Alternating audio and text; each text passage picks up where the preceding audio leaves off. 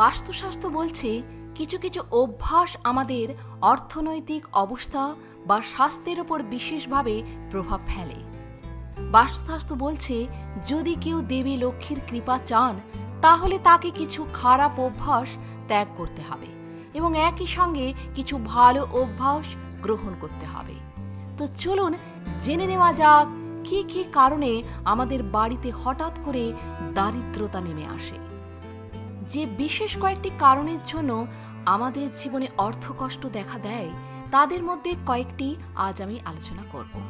Number 1, রাতে কখনোই বাথরুমে খালি বালতি রাখবেন না। এটি বাড়িতে নেতিবাচকতা নিয়ে আসে। একই সঙ্গে রান্নাঘরে খালি বালতি রাখাও অশুভ। মনে করা হয় রান্নাঘরে জল ভর্তি বালতি রাখলে আর্থিক সমস্যা চলে যায়, সেই সঙ্গে পাওয়া যায় দেবী লক্ষ্মীর আশীর্বাদ। নাম্বার 2, বাড়ির অন্যতম প্রধান জায়গা হচ্ছে রান্নাঘর। সেই রান্নাঘর সব সময় পরিষ্কার পরিচ্ছন্ন রাখা উচিত।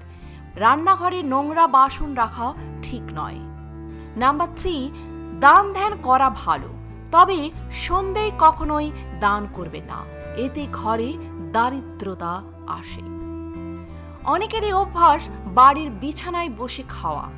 এই অভ্যাসটি বাস্তুশাস্ত্রে অত্যন্ত ভুল বলে মনে করা হয়।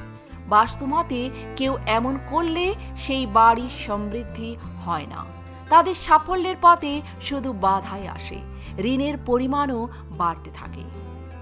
নাম্বার 5, বাস্তুশাস্ত্র অনুসারে ঘরের প্রধান দরজায় কখনো ডাস্টবিন রাখা উচিত নয়। এমনটা মনে করা হয় যে প্রধান দরজা দিয়ে দেবদেবী বাড়ির অভ্যন্তরে প্রবেশ করেন, যার ফলে ঘরে ইতিবাচক শক্তি প্রবেশ করে।